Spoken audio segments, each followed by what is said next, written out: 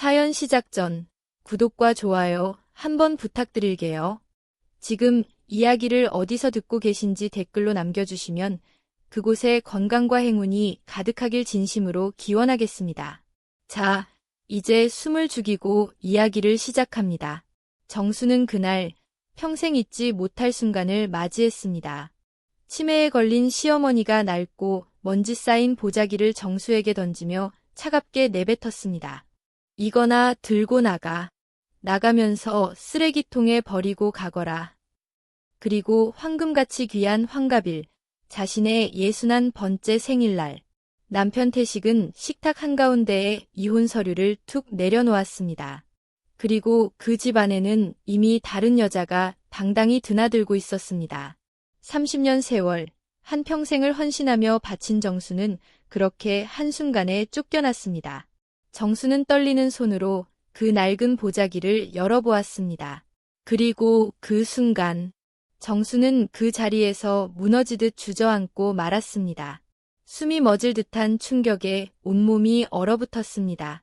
하지만 그들은 전혀 몰랐습니다. 시어머니가 쓰레기라며 버리라고 던진 그 낡은 보자기가 모두의 인생을 완전히 뒤바꿔 놓을 줄은 누구도 상상하지 못했습니다. 정수는 매일 새벽 5시 알람 소리보다 먼저 눈을 뜹니다. 몸이 먼저 일어나는 습관이 벌써 30년째입니다. 창밖은 아직 캄캄하고 집안은 고요합니다. 정수는 이불을 조심스레 걷어내고 발소리조차 죽여가며 일어납니다. 옆방에서 잠든 시어머니를 깨우지 않으려는 늘 그랬던 배려 때문입니다. 부엌으로 향하는 발걸음은 늘 가볍고 조용합니다. 냉장고 문을 살짝 열어 전날 저녁에 씻어둔 쌀을 꺼내 솥에 앉히고 된장찌개 재료를 하나하나 손질하기 시작합니다. 칼질 소리마저 조심스럽습니다. 시어머니가 깰까봐, 남편이 짜증낼까봐. 정수는 평생 그렇게 눈치 보며 살아왔습니다. 나는 이 집에 내 모든 것을 바쳤는데 언제까지 이렇게 숨죽이며 살아야 할까? 속으로 수천 번 되뇌었지만 손은 멈추지 않습니다.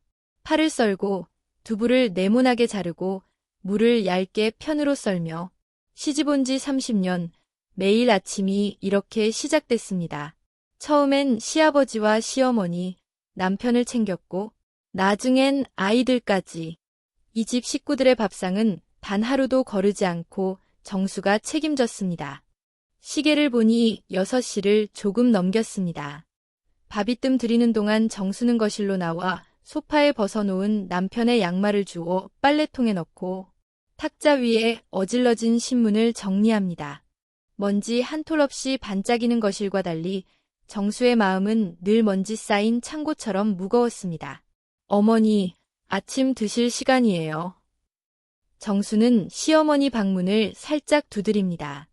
올해 86세인 시어머니는 몇 달 전 치매 진단을 받았습니다. 하지만 정수는 가끔 이상하다는 생각을 지울 수 없었습니다. 어떤 날은 아무것도 모르는 듯 멍하더니 어떤 날은 눈빛이 너무 또렷해서 소름이 돋을 정도였으니까요. 밥 먹어야지. 시어머니가 천천히 일어나 거실로 나오십니다. 정수는 따끈한 밥과 구수한 된장찌개, 김치와 나물 반찬을 정갈하게 차려드립니다. 맛있게 드세요. 정수의 인사에 시어머니는 고개만 살짝 끄덕일 뿐 말이 없습니다. 예전 같으면 반찬이 짜다, 국이 싱겁다 하며 잔소리를 하셨는데 요즘은 그저 조용히 숟가락만 움직이실 뿐입니다. 7시가 되자 남편 태식이 방에서 나왔습니다. 63살의 태식은 평생 공무원으로 살았습니다. 겉으로는 성실한 가장처럼 보였지만 정수는 그의 본 모습을 너무 잘 알고 있었습니다. 허세 부끄러움 없이 거짓말을 밥 먹듯 하고 자신의 잘못은 절대 인정하지 않는 사람이라는 걸. 밥 갖다 줘. 인사 한마디 없이 식탁에 앉는 태식. 정수는 말없이 그의 밥상을 차려 놓습니다. 고맙다는 말, 수고했다는 말 한 번 들어본 적이 없습니다. 30년 내내 그랬습니다. 장인어른 연세도 많으시니까 재산 좀 미리 정리해 달라고 해. 태식이 밥을 먹다 불쑥 던진 말에 정수는 손을 멈췄습니다. 무슨 말씀이세요? 미래 생각 좀 해야지. 우리도 준비해야 할 거 아니야. 정수의 가슴이 답답하게 조여왔습니다. 아직 건강하게 사시는 친정 부모님께 벌써부터 재산 이야기를 꺼내다니 염치가 있어야죠. 제가 부모님께 뭘 해드렸다고. 정수의 목소리가 떨렸습니다. 태식은 짜증 섞인 표정으로 젓가락을 탁 내려놓았습니다. 뭐가 염치야. 너 30년 동안 우리 집에서 밥 먹었잖아. 그걸로 충분해. 정수는 말이 목구멍까지 차올랐지만 꿀꺽 삼켰습니다. 시어머니를 모시고 남편 뒷바라지하고 아이들 키우느라 보낸 30년이 고작 밥값이라는 말 한마디로 돌아왔습니다. 그때 시어머니가 갑자기 숟가락을 떨어뜨렸습니다. 쨍그랑 소리가 집 안을 울렸습니다. 나 배고파. 밥 줘. 방금까지 밥을 드시던 분이 갑자기 그러셨습니다. 태식이 한숨을 푹 내쉬었습니다. 어머니, 지금 드시고 계시잖아요. 밥 안 줬어. 배고프다고. 시어머니는 고집스럽게 반복했습니다. 정수는 시어머니의 눈을 마주쳤습니다. 그 눈빛이 이상했습니다. 치매 환자의 흐릿한 눈이 아니라 뭔가 날카롭고 의도가 담긴 눈빛이었습니다. 어머니, 천천히 드세요. 정수가 다시 밥을 떠들이자 시어머니는 그제야 조용히 드시기 시작했습니다. 태식은 밥을 다 먹고 나가며 다시 한 번 말했습니다. 아무튼 장인어른한테 미리 이야기해. 정수는 대답하지 않았습니다. 현관문이 쾅 닫히는 소리가 집 안을 울렸습니다. 정수는 한참을 그 자리에 서 있었습니다. 그때 시어머니가 갑자기 정수의 손을 덥석 잡으셨습니다. 너 힘들지? 정수는 깜짝 놀랐습니다. 너무 또렷한 목소리였기 때문입니다. 어머니, 나 알아. 다 알아. 시어머니는 그렇게 속삭이시고는 다시 멍한 표정으로 돌아가셨습니다. 정수는 혼란스러웠습니다. 지금 정신이 드신 걸까? 아니면 치매 증상일까? 그날 오후, 정수는 친정 어머니에게 전화를 걸었습니다. 그 익숙한 목소리가 너무 듣고 싶었습니다. 엄마, 나야. 그래, 순아, 잘 지내니? 응. 아버지는 어떠세요? 요즘 좀 힘들어 하시네. 병원 다니고 계셔. 정수의 가슴이 덜컥 내려앉았습니다. 많이 아프세요? 많이는 아니고, 나이 드시니까 여기저기 안 좋으시지. 걱정 마. 정수는 시부모님 모시고 남편 챙기느라 친정을 제대로 찾지 못했습니다. 이제야 후회가 밀려왔습니다. 엄마, 이번 주말에 갈게. 그래, 천천히 와, 무리하지 말고. 전화를 끊고 나니 마음이 더 무거워졌습니다. 그날 저녁, 태식은 술 냄새 풍기며 늦게 들어왔습니다. 어디 다녀오셨어요? 친구들 만났어. 예. 무뚝뚝한 대답. 정수는 더 묻지 않았습니다. 그 후로 태식은 집에 들어오는 날이 점점 줄어들었습니다. 회식이다, 야근이다 하며 핑계를 대고 어떤 날은 아예 들어오지 않았습니다. 정수는 시어머니 곁에서 잠드는 날이 많아졌습니다.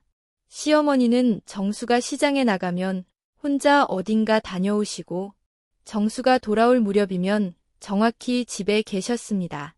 치매 환자가 길을 잃지 않고 그렇게 돌아올 수 있을까요? 정수는 점점 의심이 커져만 갔습니다. 그러던 어느 날 정수에게 청천벽력 같은 소식이 날아들었습니다. 친정아버지가 뇌경색으로 쓰러지셨다는 것. 정수는 급히 병원으로 달려갔습니다.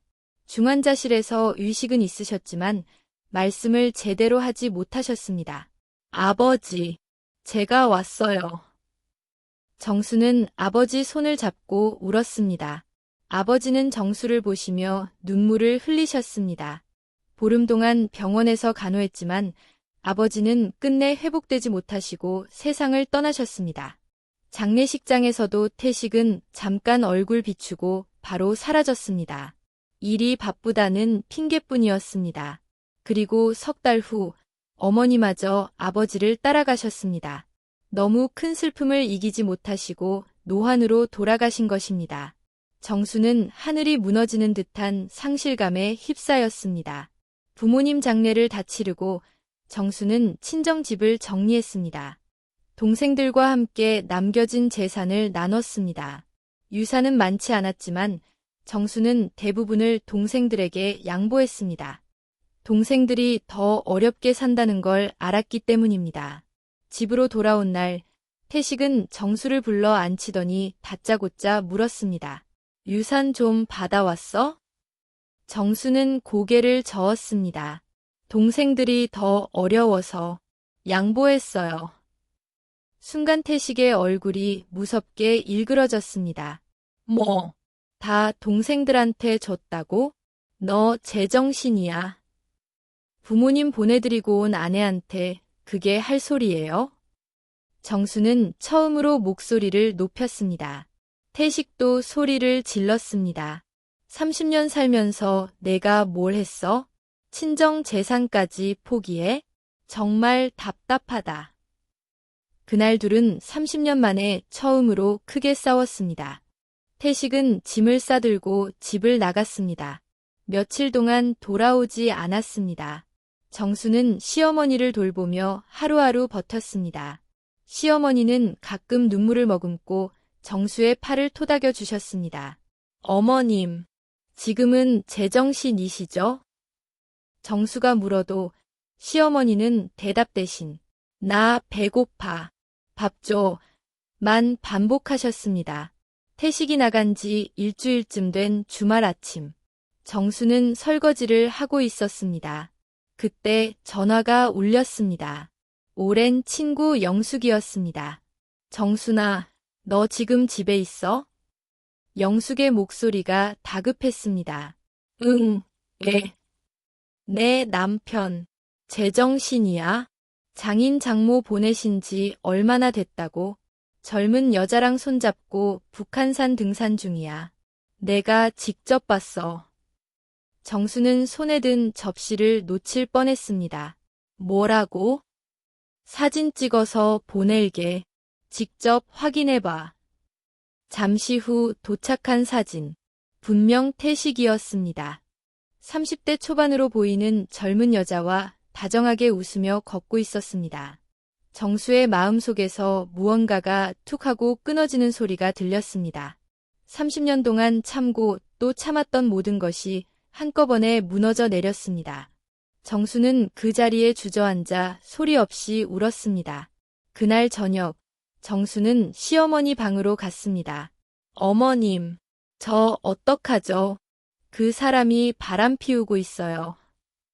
시어머니는 정수를 보시며 눈물을 글썽이셨고 정수의 팔을 꼭 잡아 토닥여 주셨습니다. 그리고 꼭 안아 주셨습니다. 그 순간만큼은 시어머니가 모든 걸 알고 계신다는 느낌이 들었습니다. 하지만 곧 다시 나 배고파, 밥 줘, 라고만 하셨습니다. 일주일 뒤 태식이 집으로 돌아왔습니다. 둘은 서로 눈도 마주치지 않았습니다. 그리고 다음 날은 정수의 61번째 생일이었습니다. 정수는 자신의 생일조차 잊고 지냈습니다. 아침 일찍 아들과 며느리가 찾아왔습니다. 엄마, 생일 축하드려요. 며느리가 미역국을 끓여주었고 가족이 오랜만에 한자리에 모였습니다. 정수는 가슴이 따뜻해졌습니다. 그래도 챙겨주는구나 싶었습니다.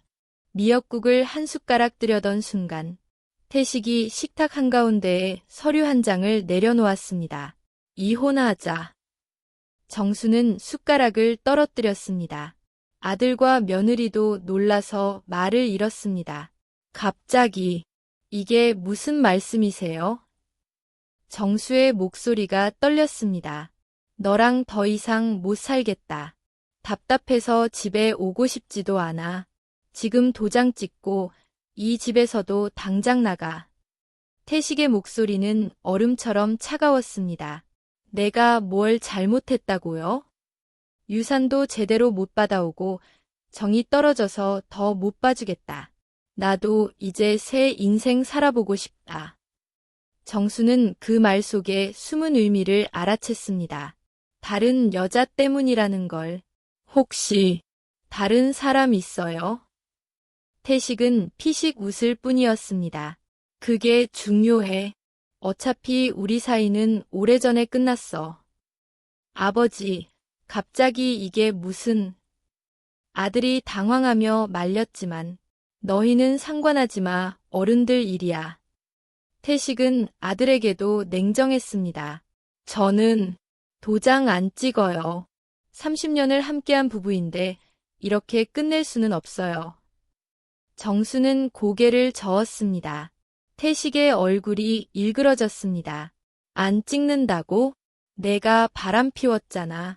내가 뭘 잘못했는데.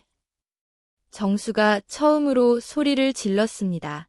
태식은 비웃었습니다. 그건 잘못이 아니라 며느리면 당연히 해야 할 일 아니야? 나 남편은 뭘 했어요? 어머니 한 번 돌본 적 없잖아요. 닥쳐. 내가 돈 벌어왔잖아. 태식이 고함을 질렀습니다. 그리고 그 순간 시어머니가 천천히 일어나시더니 낡은 보자기를 정수에게 던지셨습니다. 이거나 들고 나가. 나가면서 버리고 가거라. 정수는 그 보자기를 받아 들고 집을 나서며 쓰레기통에 버리려 했습니다.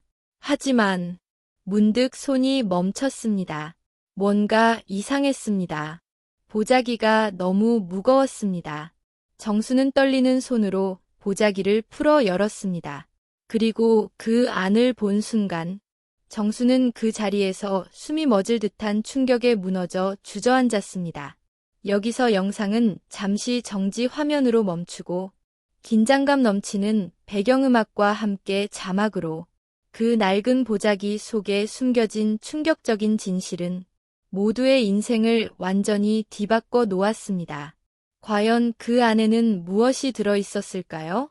사연 시작 전 구독과 좋아요 한 번만 부탁드릴게요. 1부 보시고 여기까지 오신 분들 정말 감사합니다.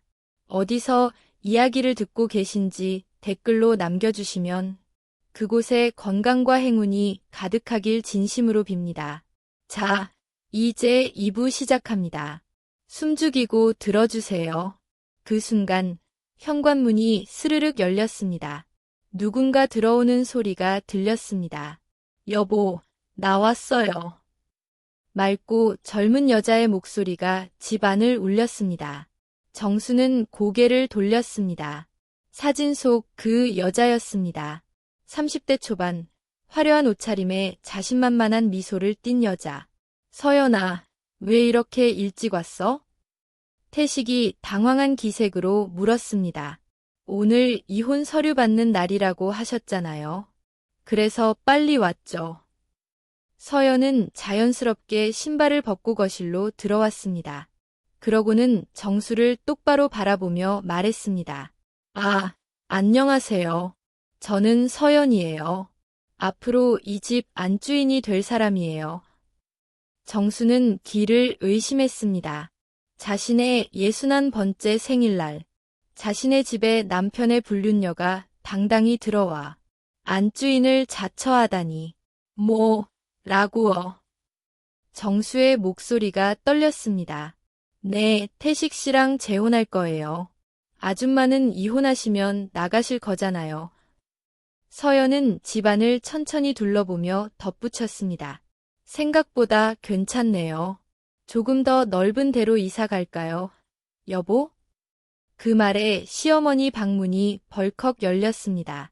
시어머니가 나오셨습니다. 누가 맘대로 여기 들어와. 당장 나가. 시어머니가 소리를 지르시더니 현관에 놓인 빗자루를 집어 서연에게 던지셨습니다. 가정 있는 남자 홀리는 나쁜 년. 당장 나가. 이어 소쿠리까지 날아갔습니다. 서연은 황급히 몸을 피했습니다. 어머니, 진정하세요. 태식이 어머니를 막아섰습니다. 그리고 서연을 감싸 안았습니다. 괜찮아. 어머니 치매 있으셔서 그래. 걱정 마. 치매요. 그럼 요양원에 보내야 하는 거 아니에요? 서연의 말에 정수의 분노가 치밀어 올랐습니다. 당신이 무슨 권리로 어머니를 요양원에 보낸다고 해요? 전 이 집 며느리가 될 사람인데요. 당연히 의견 낼 수 있죠. 서연은 여전히 당당했습니다. 정수는 더 이상 참을 수 없었습니다. 나가요. 당장 내 집에서 나가라고요. 서연은 코웃음을 쳤습니다. 곧 제 집이 될 텐데요. 태식 씨 명의니까. 그 말은 사실이었습니다. 이 집은 태식 명의였습니다. 정수는 가슴이 무너지는 듯했습니다. 엄마, 진정하세요. 아들이 정수를 말렸습니다. 너도 저 여자 편이야? 내 아버지가 바람 피웠는데도? 그게 아니라 일단 진정하시라고요. 아들은 아버지 눈치만 살폈습니다. 며느리도 입을 다물고 있었습니다. 시어머니가 다시 소리치셨습니다. 이 집에서 당장 나가. 내 며느리는 정순이야. 너 같은 년은 필요 없어. 어머니, 제발 진정하세요. 방으로 들어가세요. 태식이 시어머니를 강제로 방으로 밀어 넣었습니다. 시어머니는 저항하셨지만 문이 쾅 닫혔습니다. 걱정 마, 밥만 주면 하루 종일 잠만 주무실 거야. 태식이 서연에게 속삭였습니다. 서연은 안심한 듯 웃었습니다. 그 순간 정수는 모든 걸 깨달았습니다. 시어머니는 치매가 아니었습니다. 저렇게 상황을 정확히 판단하고 분노를 뚜렷하게 표현하는 분이 치매 환자일 리 없었습니다. 어머니한테 함부로 말하지 마. 됐어. 그만하고 어서 도장이나 찍어. 태식이 이혼 서류를 다시 정수 앞에 밀어놓았습니다. 정수는 서연을 보았습니다. 서연은 이미 집 안을 구경하며 가구를 만지고 벽을 쓰다듬고 있었습니다. 자기 집인 양. 여기 인테리어 다시 해야겠어요. 살림을 너무 구식으로 했네. 그 말에 정수의 마지막 자존심이 아르르 무너졌습니다. 30년 동안 손수답고 가꾼 집이었습니다. 정수는 결심했습니다. 알았어요. 나도 더 이상 여기 있고 싶지 않아요. 도장 찍을게요. 엄마. 아들이 놀라 소리쳤습니다. 하지만 정수는 흔들리지 않았습니다. 이제 끝이에요. 이 집에 더 미련 없어요. 정수는 도장을 꺼내 서류에 꾹 찍었습니다. 태식은 만족스러운 미소로 서류를 가져갔습니다. 잘 생각했어. 이제 짐 싸고 나가. 오늘 당장. 오늘 당장어. 당연하지. 서연이가 이사 올 건데 당신이 있으면 불편하잖아. 서연이 웃으며 거들었습니다. 걱정 마세요. 우린 이혼하고 잘 살 거예요.